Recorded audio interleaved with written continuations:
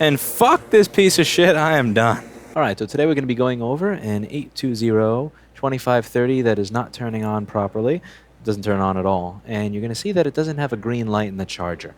So if we take a little bit of a look at how this circuit actually works over here, you'll see, let me just make it on the screen here so that you can see what I see on the screen. So we're going to take a look at my schematic, and you'll hopefully get a little bit of an idea of how it works. So if I go on the screen over here, this is how the one-wire circuit works. So this is the charger. The charger is going to have two lines. It's going to have an 18-volt line and also a sense line. So the 18-volt line is power. The sense line is pretty much just information. So what's going to go on here is that we have this chip, which is going to allow the sense line, which is outside the machine or external, to talk to the SMC, which is inside the machine, internal. Now, in order for that to work, this has to get power at the VCC pin. Great job labeling, dumbass. And that is going to come from this logic gate.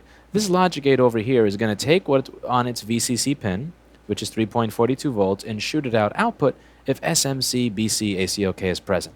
This logic gate and the SMC are both powered off of 3.42 volts. I really should draw that there. So the whole idea is the charger is not going to turn on unless it talks to the SMC. For the charger to talk to the SMC through this line, this chip has to have 3.42 volts. So we need to see if the 3.42 volt rail is present.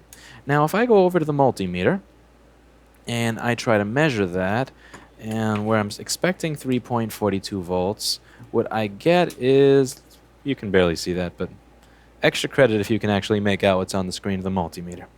If I go over here, I get 0 volts. Yep, just a straight up 0.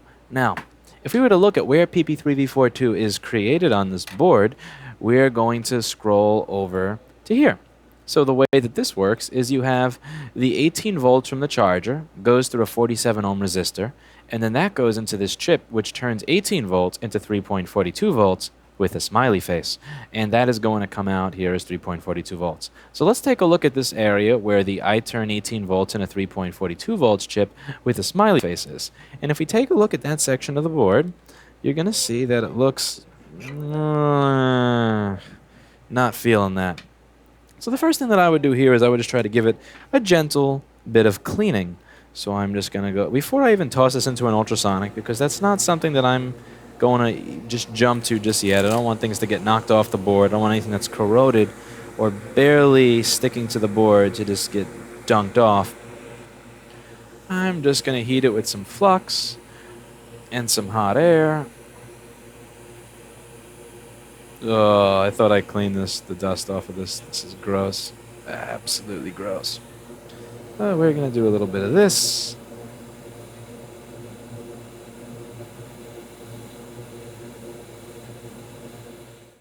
So this is the 47 ohm resistor. See, it says 470.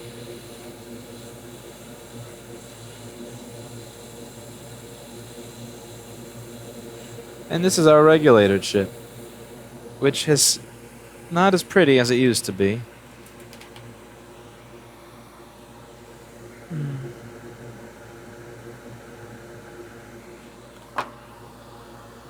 So what we can do here is just touch up these pads a little bit.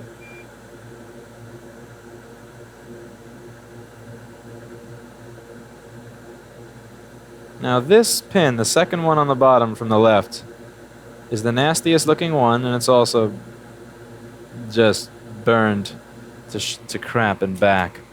So what I would be curious to see is, what does that pin do? So I would open up my board view software over here, and it's going to tell me what that pin is for. So I'm just going to scroll over and try to see what that pin does. I wouldn't be surprised if that was input. And that is indeed input. So that is where the 18 volts is going to come in. So the input got shocked.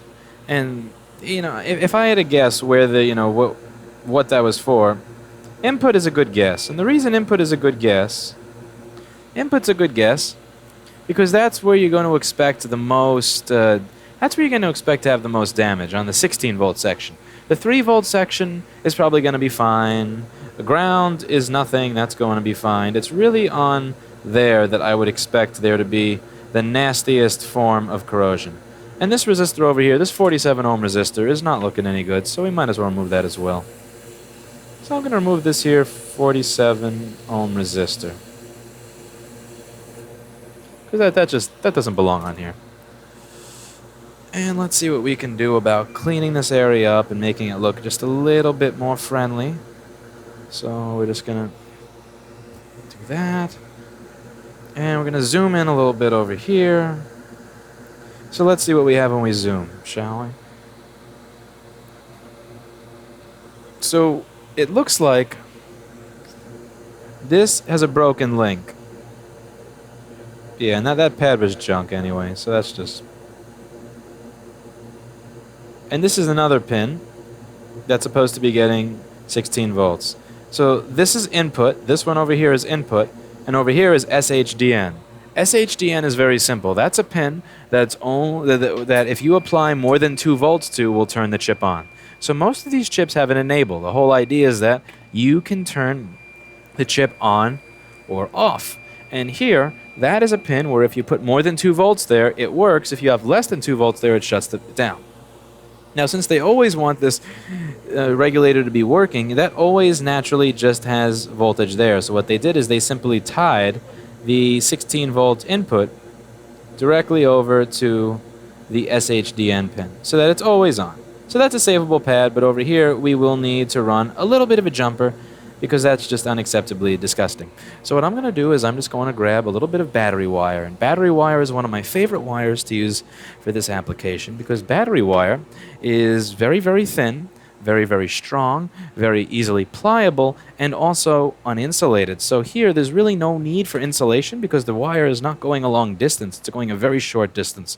So a very, very, very tiny bit of insulation, I mean very, very tiny bit of wire without insulation is absolutely more than enough. So I'm going to take a small piece of wire over here. I'm going to get a single strand of that wire. And after I get a single strand of that wire, okay, I'm going to take my micro pencil and I'm just going to extend it to where the pad should naturally go. Now, one thing to remember when you're doing anything like this is that desoldering wick is what's used to remove solder. It's used to suck up solder. And desoldering wick is essentially a group of wires.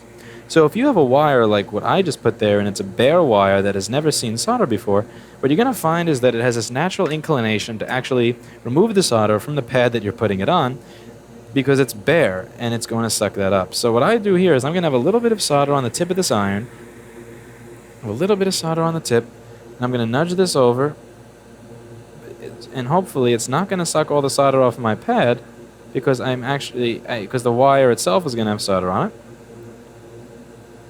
Okay, so over there what I've done is I've just extended my pad. See that? So now I have something resembling a pad, which is absolutely amazing. Now what I can do is I can take a chip and I can solder a chip onto that. Now the main issue that I'm going to have here is that this chip is from 7 years ago. So this is not a chip that I can simply grab off of any donor because it's not a chip that's used in modern boards. Now, even though these boards have been doing this pretty much the exact same thing for many, many years, well, we're going to figure out if an LT3470 AED or an LT3470A have much of a difference. So today we're going to see if there's a difference. Do you think that they're the same chip, or do you think there's drastic differences that are going to cause the board to blow up? Well, we're going to figure it out. But they use a different regulator often with every year.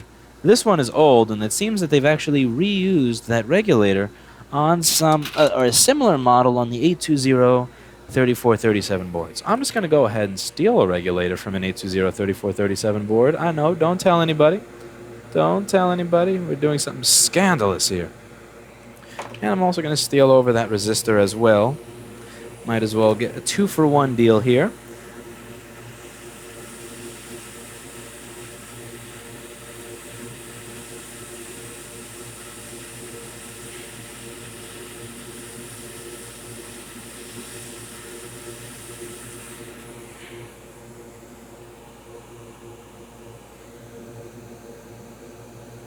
the orientation of this has to go this way. So we're just going to turn this upside down, so that it's in the proper orientation.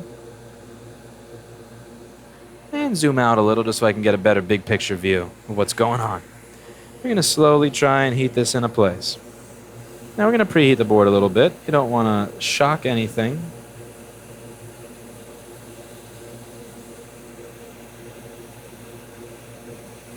Nothing good comes from shocking the board or the component with too much heat.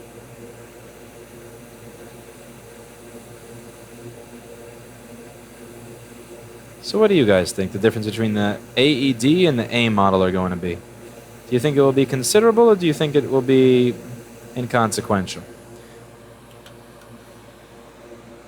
What are your bets?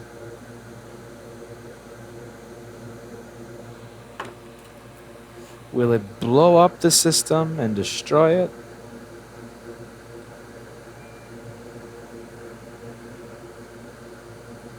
That's on a little crooked, but having chips on crooked has become a bit of a hallmark for me. Not the easiest thing to get this stuff on perfectly straight.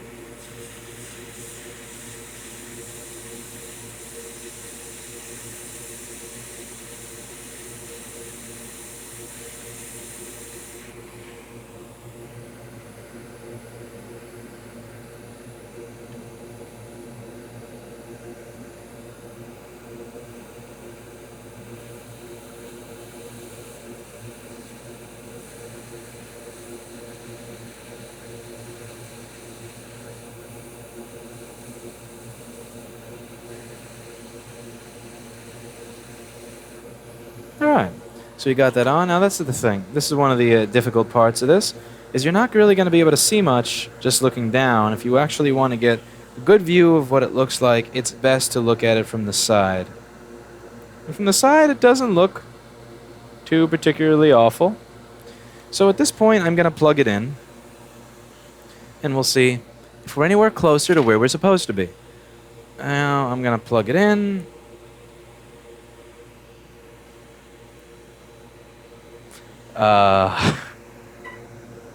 Whoa. I'm going to plug it in. And that worked for about a quarter of a second before it smoked, and you didn't get to see the smoke.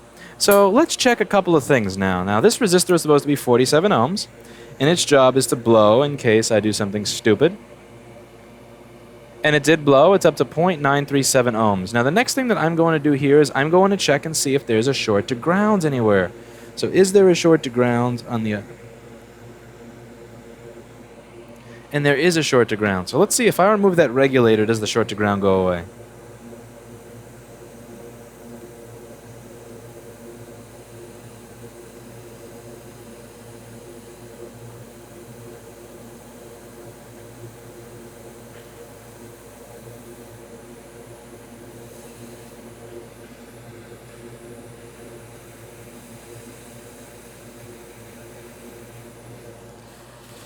Alright, so let's see if there's a short to ground without the regulator there. And there is indeed a short to ground. Now, did I forget to draw the schematic perfectly, properly? Because I believe that, yeah, I did put a 47 ohm resistor. Did I forget to include in there that there was a capacitor to ground? Because there is actually a capacitor to ground on input.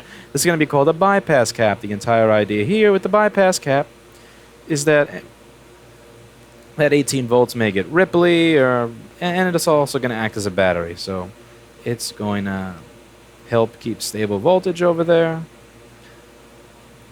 and get rid of ripple. All good stuff. So there's a capacitor ground. So this is really, I mean, if we take away this, we only have two options. If we take away this as a possible short to ground, we can have this capacitor short to ground, or there's a short to ground side of the board. So I'm going to go over and try and find that capacitor. All right, so we're just going to look for C6990 over here, and C6990 is going to be on the other side of the board, and I have a feeling that that is going to be a really nasty looking capacitor. So let's go over to the other side of the board and take a look at that area. Now, as you can see, there looks to be quite a bit of pubic hair. Quite a bit of pubic hair, some pubes, some ew. Ew. Oh. Why? Ugh. Alright, let's clean a little bit of that. Let's clean off a couple of those pubes over here.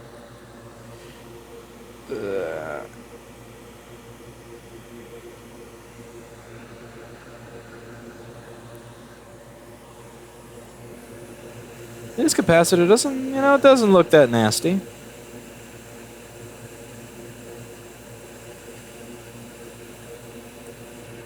I don't have many bad things to say about this capacitor.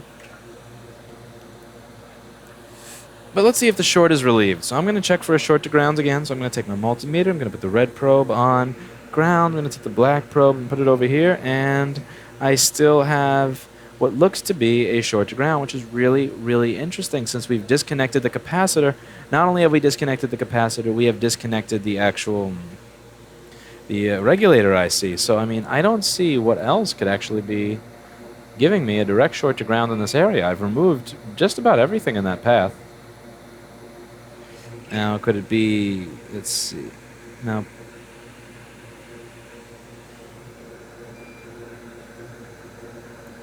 could it be that that wire that I soldered on there is no, maybe, I mean, is there a short to ground on the board via perhaps? Let's see.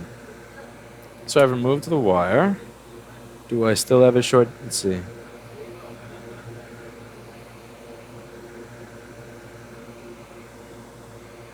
Okay, so we're going to... Huh. This is genuinely interesting.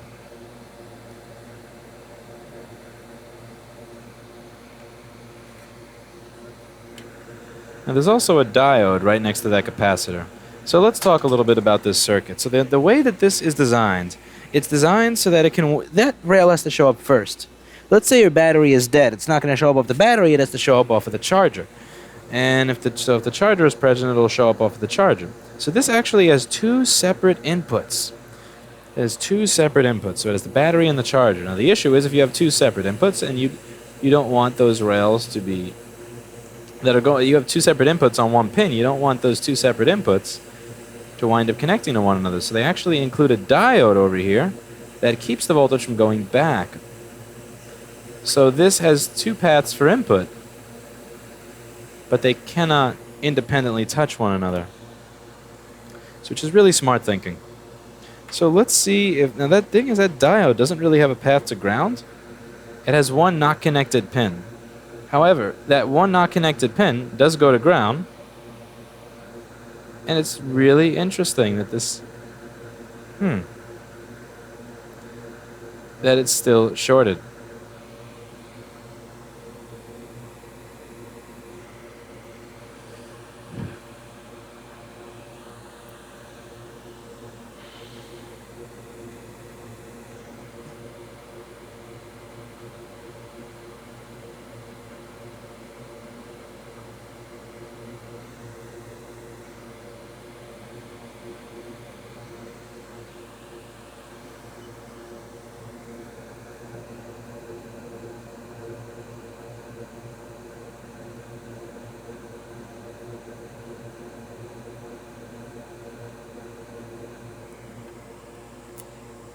Let's see here. So this is probably going to be some nasty crap inside the board.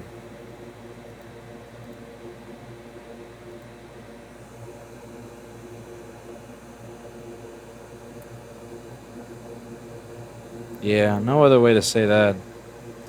I guess at this point, if we don't know what it is, and we can't figure out what it is through standard conventional methods, and there's nothing on the line, that does open us up to the possibility of finding it out through entertaining means.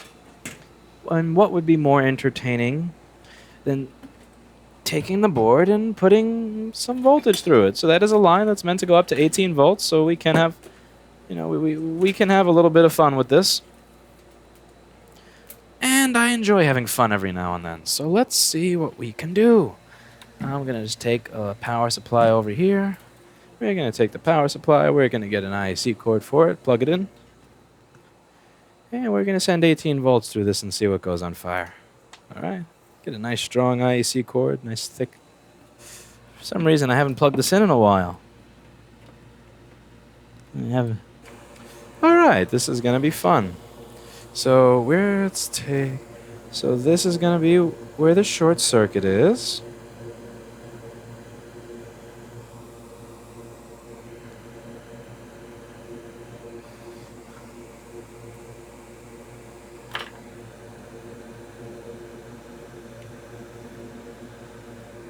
That's acting like wick.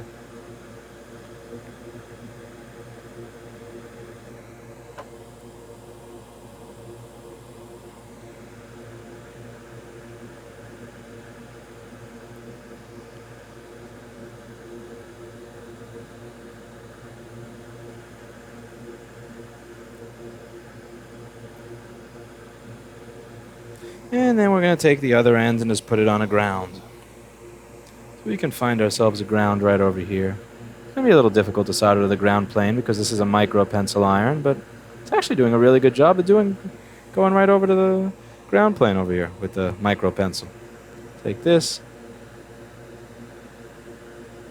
And this is a pretty ugly, disgusting solder joint, but this is just for testing, so I don't really care. That's good enough.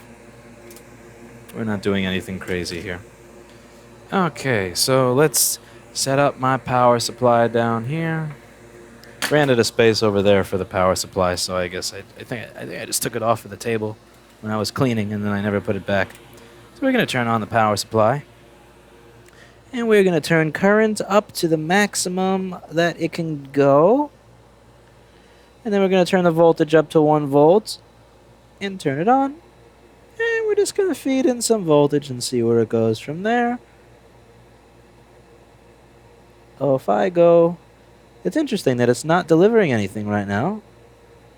Even as I go up... It was delivering a little bit for a second, but as I go up to 16 volts, it's now delivering nothing.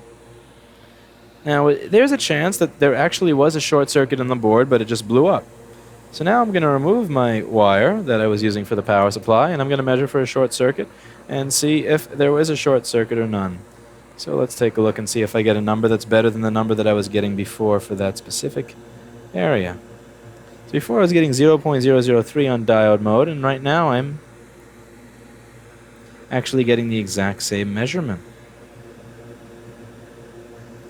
See, this is where...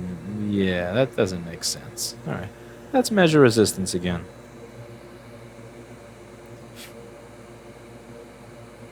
$17.5 ohms to ground, and I'm shoving 16 volts. That should be delivering something. Something's fishy here.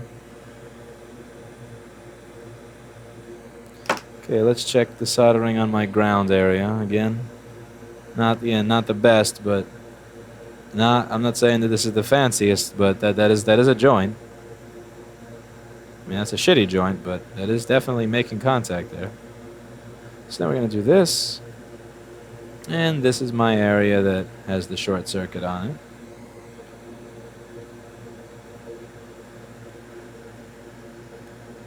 Alright, and we're going to try that one more time. So I'm going to lower the voltage down. And 17 ohm short. Yeah.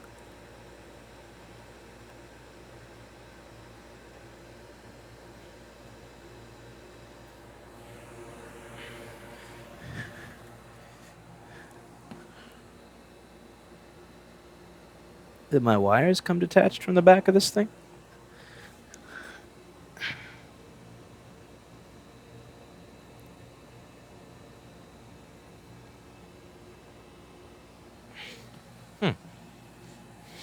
Let's see.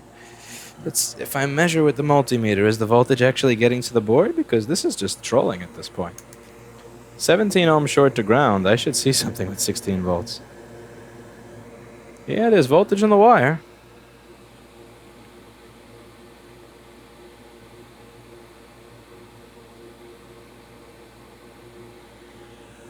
I can turn it all the way up to 17. I got it up to 17, and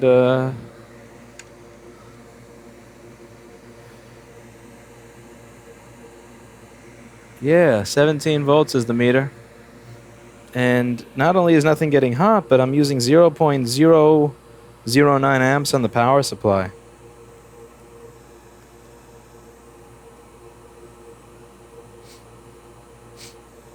That's a troll. That is a troll. That is such a troll. So let's just take a look at Ohm's law calculator for a minute. So if I were to just go to the Ohm's law calculator, Ohm's.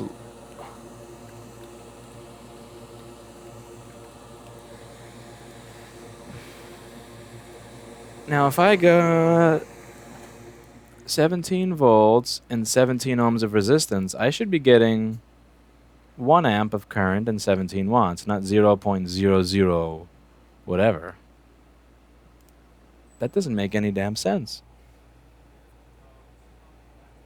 This doesn't make dollars and it doesn't make sense.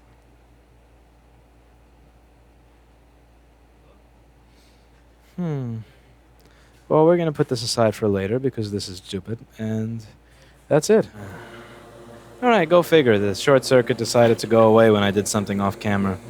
So I just decided to scratch this thing away, this area of filth, right off of the board altogether. So I scratched this crap off, and now it seems that I no longer have a short. So if I measure along the area where that capacitor was, which is right here, so I measure here, my resistance reading is as high as can be. So that was that. Now what I don't understand is why, if it was reading that, why was my power supply delivering nothing? Like at the very least I should have been getting 1 amp, but I wasn't even getting an amp, and that's just kind of, that's a little bit strange, a little bit disheartening, but well, I can't argue with something working. I mean really, you can't argue when something works.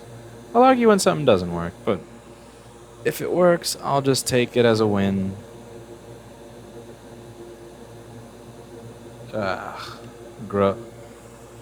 So we go over here, we turn this around, and let's just get rid of all that old lead-free solder. You can get some nice leaded on there.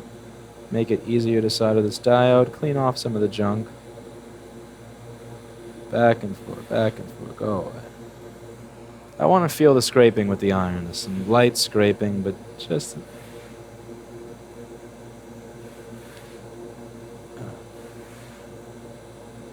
especially here. So you see where there's those red probe points with the holes in the middle? That's where something's going to be going from one side of the board to the other. So if those are rusted, it really is a good idea to reinforce it a little, and then also have a little piece of solder just go over it so that it doesn't become further deteriorated over time. So that's what I'm doing here. Just scrape. This is particularly important when you're working on stuff that's this as an antique as this, because you really don't want it to come back in a day or two. Ideally, you never have somebody coming back saying, it's doing the same thing that it was before you touched it. And the way we do that is just through a little bit of critical thinking. A little bit of critical thinking goes a long way.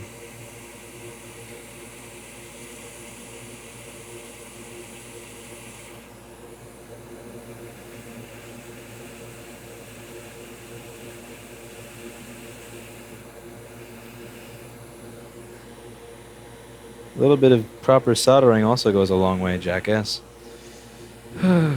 Where did you go, capacitor? Where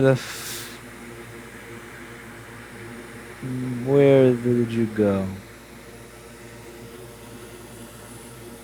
Boo. Seriously?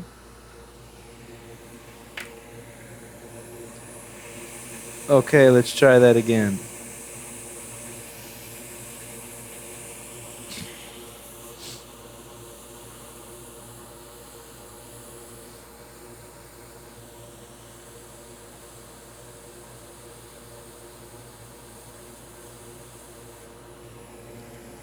Let's try that again, but be less of an idiot about it. And I'll touch up that top joint once I get it somewhat on there. Alright. A little bit of flux will go a long way here.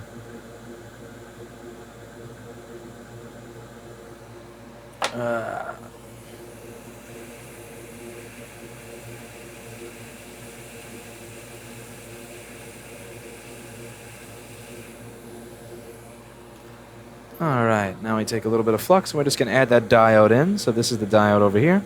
The whole idea is that the battery is allowed to go to the input pin and the charger is allowed to go to the input pin.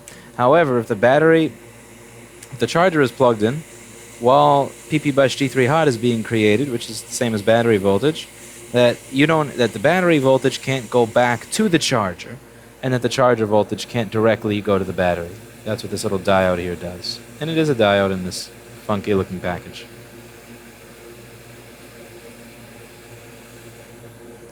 Okay, so now we're going to flip the board over and we're going to take off another regulator and also another 47 ohm resistor and put it over here. But remember that we are going to have to do a little bit of work over here. A wire is going to have to go over there from this capacitor. So this is what we're going to do here. We're going to take a wire. We're going to run a wire right by this little cap over here. And this is not going to use a lot of amp. This is going to use very low resistance, so using a thin wire is not really going to screw me too hard here. It's actually going to be very helpful. It's going to be a very helpful thing, since it's going to allow that wire to go under the chip a lot easier. Remember, we're not looking for maximum amperage and maximum current handling here. This isn't a very high voltage line, very low voltage line. Not a big deal.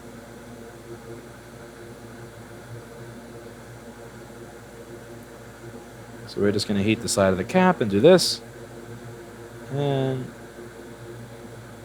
there we go. So now we got a nice little wire over there. And now we're just going to run the wire in the shortest path that we can without bending it too many times. Do keep in mind that bending the wire is how we actually break the wire off of the board and break the wire to shorten it. So we don't want to do too much of that. So I'm going to take this wire up here and I just want to sit it down right in that section.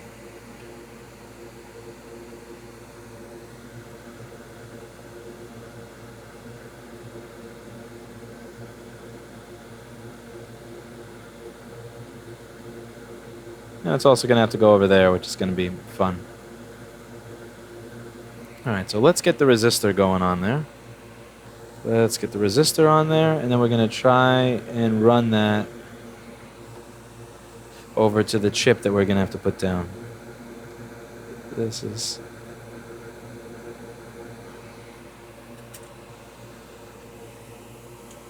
bonus points. It would be really funny if after all this the MCP's clock circuit is dead. Do keep in mind that on these older boards, the MCP 79, I believe, I don't forget if it's the MCP 89, the 79, or both, but the MCP's clock circuit is usually often... This isn't my day. Oh, I've had the air too high this whole time. That's why this keeps happening. I don't know why. I had the air on 100%. That's crazy. It's totally unnecessary for this. 100% air is ridiculous. Yeah. See, I could still do that job with the air at 100%, but I would start from further away. I'm not saying it's not doable, but if you don't know that the air is that high and you do it, then that's how everything's flying away. But anyway, the idea here is that the MCP clock circuit on this board is powered by PP3V42, so if you have some intense ripple or 16 volts, goes to PP3V42. Not only do you have to worry about the fact that the SMC may be bad, and the SMC being bad is going to cause things like the battery, not seeing the battery, you also have to worry about whether or not this will even turn on again. And one of the things you can do to check for that is measure the resistance to ground. If the MCP's clock circuit is destroyed, you're going to notice that you have a much lower resistance to ground on the board with a dead clock circuit than you do on the board that's actually good. And that's something that would have made complete sense to do before putting all this time into a board that was made in 2009, because this isn't, this is 7 years old. And one of the downsides you'll notice to working on stuff that's really old is that you fix problem A, but now problem B is present because it's just old. And oftentimes customers will mistake that for a lack of willingness to help them, when in reality it's just the fact that in the no-fix, no-fee model, if something is less likely to be fixed, we have to shy away from it. And one of the things that gets you in the no-fix, no-fee model is working on older stuff. So on a newer board, if the chip is newer, it's less likely to have a dead MCP than something from, let's say, 2007. This is where you kind of get yourself into a mess. So let's put some flux down there and see if I can finagle that wire into sitting where it's supposed to. So I'm going to try to shove this in there. I'm going to try to push you in there. I'm going to try to goo you in there.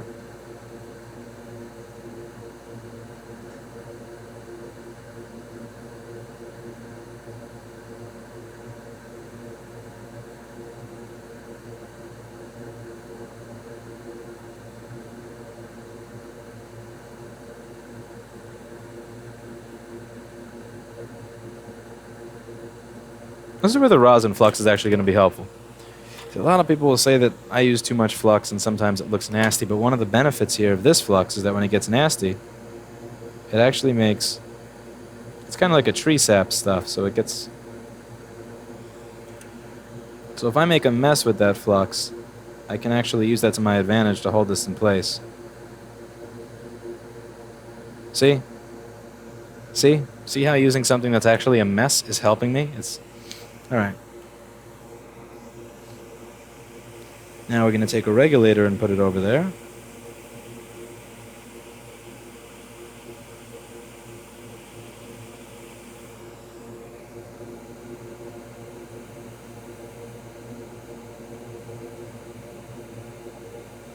Regulator, stop sticking to this.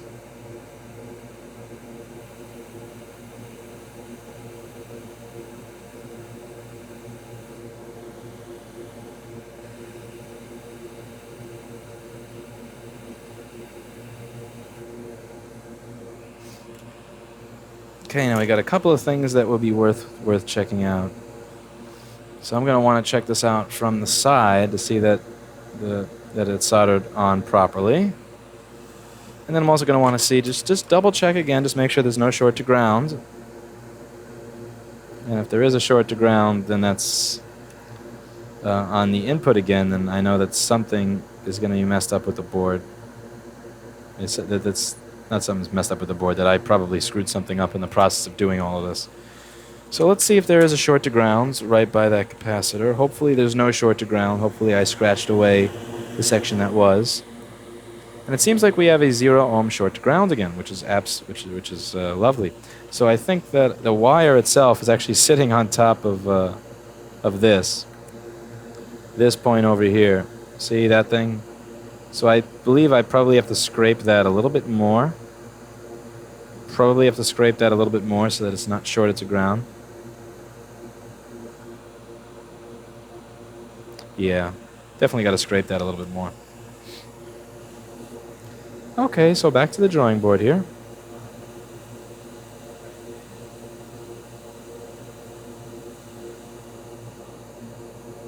So let's see, I'm going to put my chip down. Now the wire itself, let's just check here. The wire itself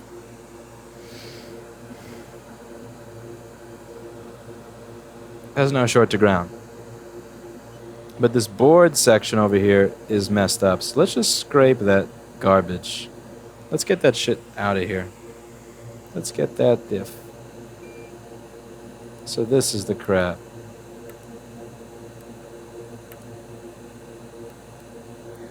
So we need to scrape that out of the board.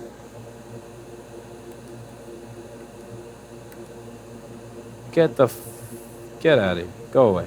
Get the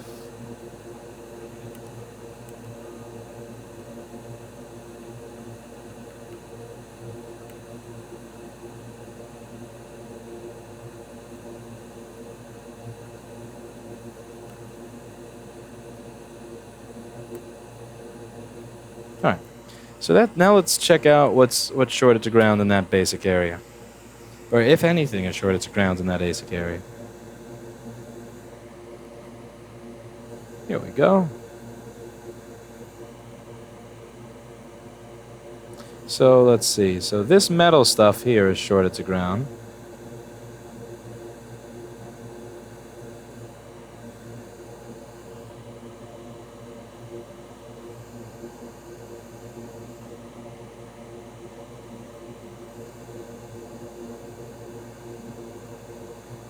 Now there are some creative solutions that we can come up with here. There are some creative solutions that we can come up with. We could put the chip on at an angle. You could try epoxying that. All we have on this side is grounds and input, so I can put this chip on at a slant actually, and I'm good. I don't really care about anything on that side but input, and input's not going to stay on the board anyway. So check me out here. Check me out. Check this out. Check me out. Watch what I'm going to do. This is why working on old stuff sucks, because the old stuff is always going to be so much more fucked up than the new stuff. Very often more fucked up than the new stuff. Oh, man. All this work, and check out the CPU or the MCP being dead. Oh, I will rage. I will rage so hard. I'll be in rage mode.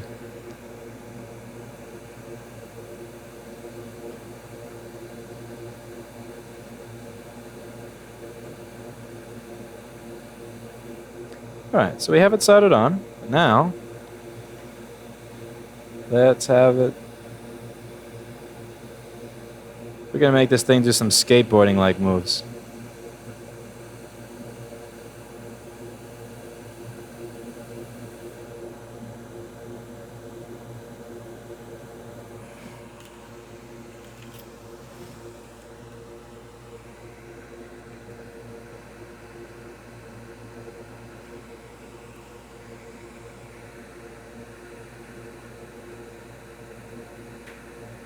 It could use getting slid over just a little bit.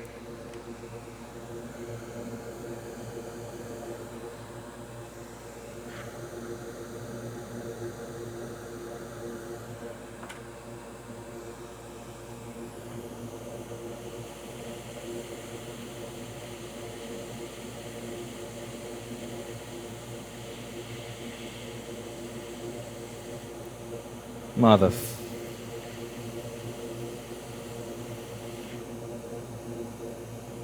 Ah, this is such a pain in the ass.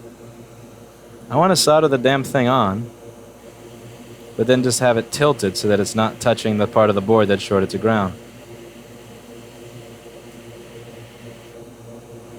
It's so easy to put shit on crooked until you fucking try to put something on crooked. Alright. What if I hold it from the bottom of the damn chip? How about this? Firstly, let's prop this. I'm gonna try to just solder each individual one with a micro pencil. How about this? Just hold it in place.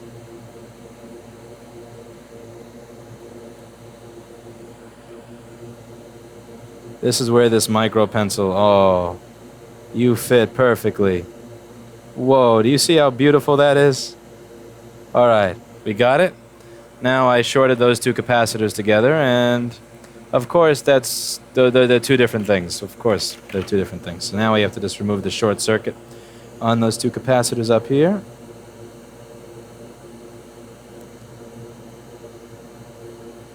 Alright, bam. Now let's see if on the other side if it's touching the board. Are you touching the board? Are you touching the board? You're not touching the board. It looks like this is like a permanent ollie. Alright, this board is skateboarding. This is great. Alright, so now we have to run this wire. This is so fucked. This is beyond fucked. This is beyond ridiculous. We're going to run this wire here and then to that pin. Now that one's not shorted to ground, so I don't even actually mind just shoving a little jumper under there. Letting it do its thing. So you have to go under here and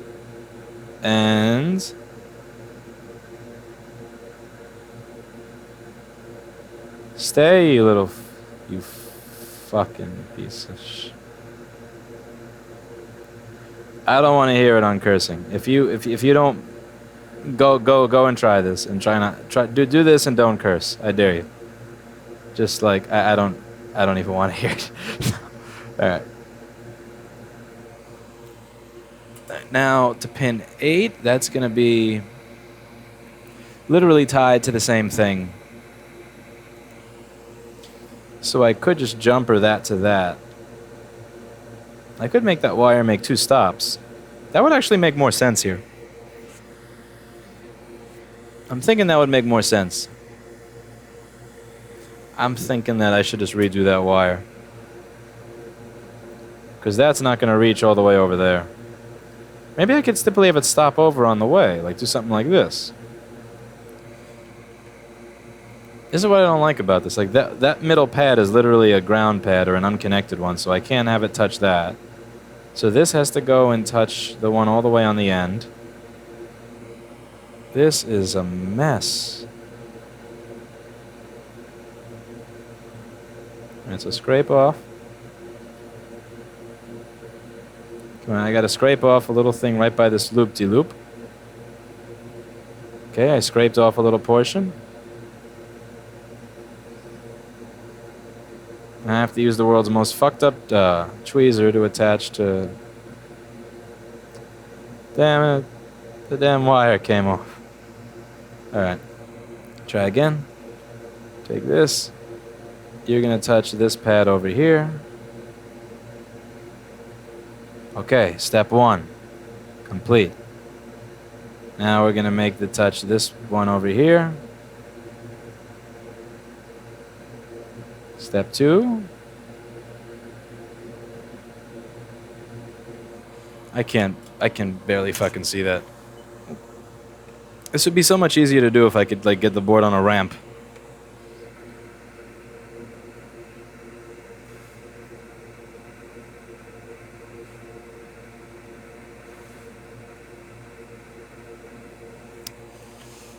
I don't know what to say, guys. I don't know what to say. Let's just go for it. Measure and see if there's a short to ground on the wire or the resistor. No short. Well, what are you gonna do? I don't see a short. Let's just fucking go for it, man. Okay. What do you think is gonna happen? What do you think?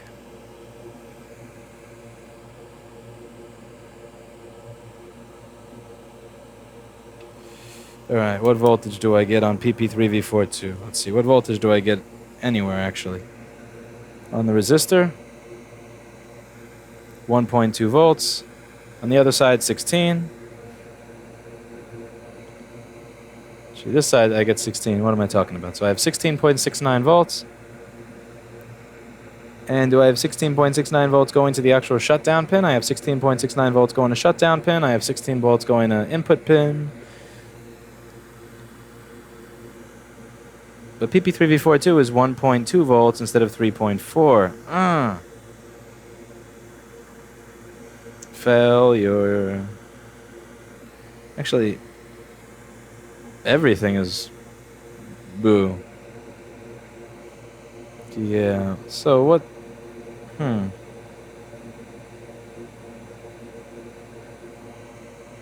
chip is getting at 16 input. I don't know if 16 volts is making it to the SHDN pin, though. And that would be my worry.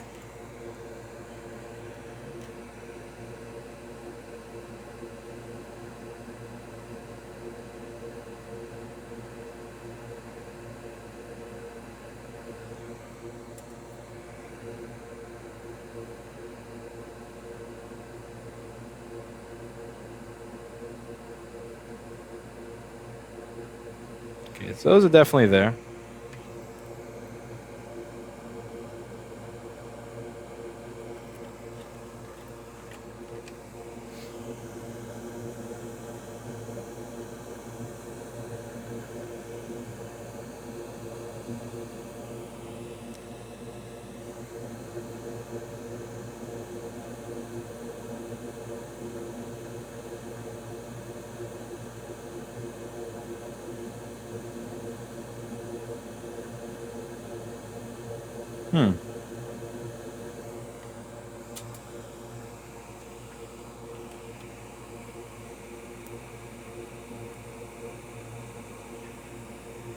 Alright, so 1.2 volts usually means there's some type of issue with feedback. So it's a little, it's not zero, it's just a little lower than I want it to be. And we don't have a short to ground on PP3V42. So this could be a number of different things. This could be...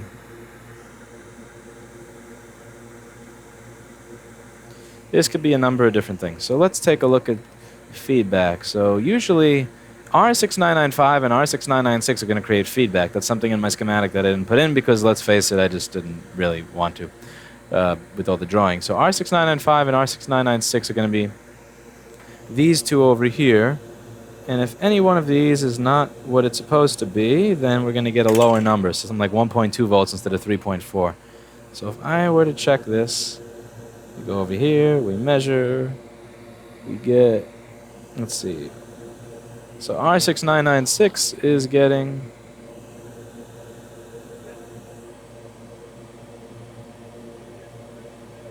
130,000 ohms. All right, so and that's supposed to be 200K, close enough. So,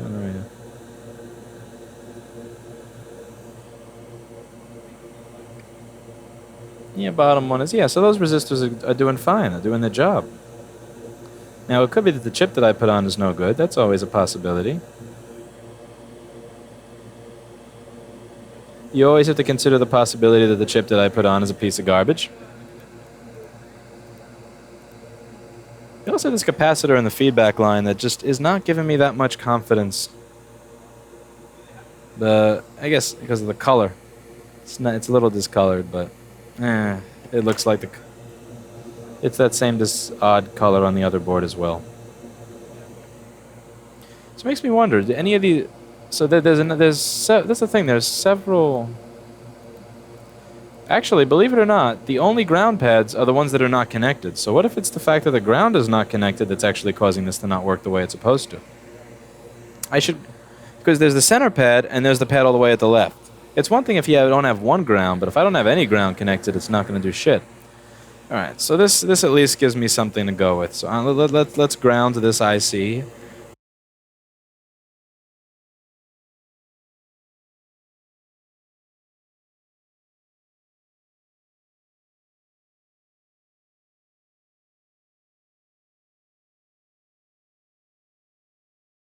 Okay, get this. Okay, so we're gonna just... Yoink. Let me remove the broken wire that broke off there. Okay, strip the wire, and you're on the screw hole. Beautiful. Okay, now we're gonna run you over right to the chip where I want it to be grounded.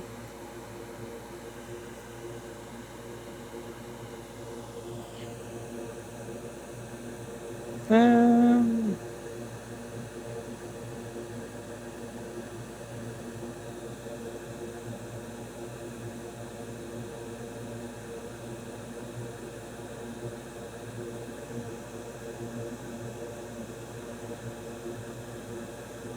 fucker. Piece of shit.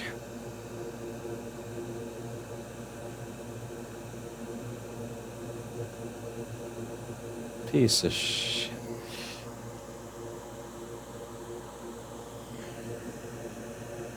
Piece of shit.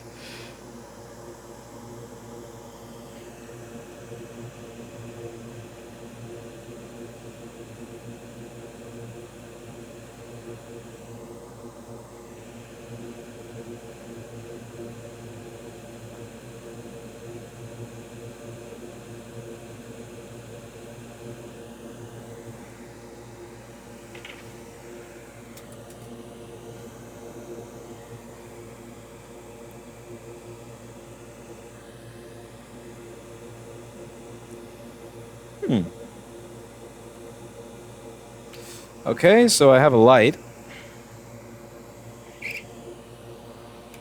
which means 3.42 volts is present.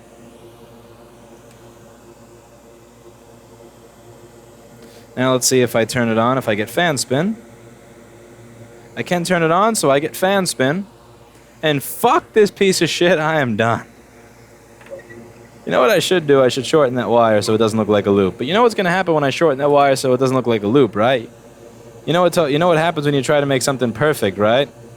You know how I always tell all of you to not try to make things perfect, because when you try to make things perfect, they wind up getting destroyed? Yeah, watch the hypocrite ignore his own advice. Watch the hypocrite ignore all of his own advice. And hey, I may actually be able to connect that to the ground on the board. Let's see if I can just do a solder blob instead of a wire. Well, yeah, solder blob. Fuck that. I don't need the long wire. I think I can do that with a solder blob. Solder blob, solder blob. Did solder blob do it? Did solder blob do it? Can I get a greenie? Do I get green? No, needs wire. Not making good contact. Alright, let's run the wire properly. And watch when I run the wire properly, I'm probably going to kill the fucking board. It always happens like that. No, just learn from me and don't do the stupid shit I do. I'm going to try to make this perfect because that's the right thing to do and make it look nice. And as I try to make it look nice, I'm going to fucking kill it.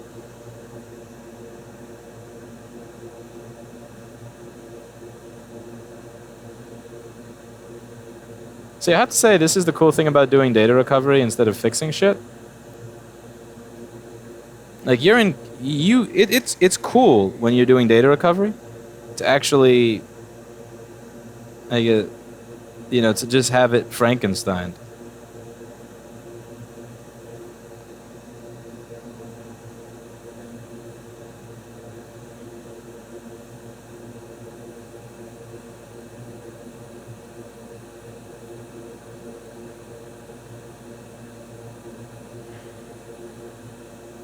Why don't you leave well enough alone, you stupid prick? How many times do you have to do this before you learn to leave well enough alone? Like, just... I never fucking learn. Like, okay, so you're gonna have a little bit of an uglier loop, but it works. Why be bothered by that? Alright, so let's see what I get now. Did I short ground to input?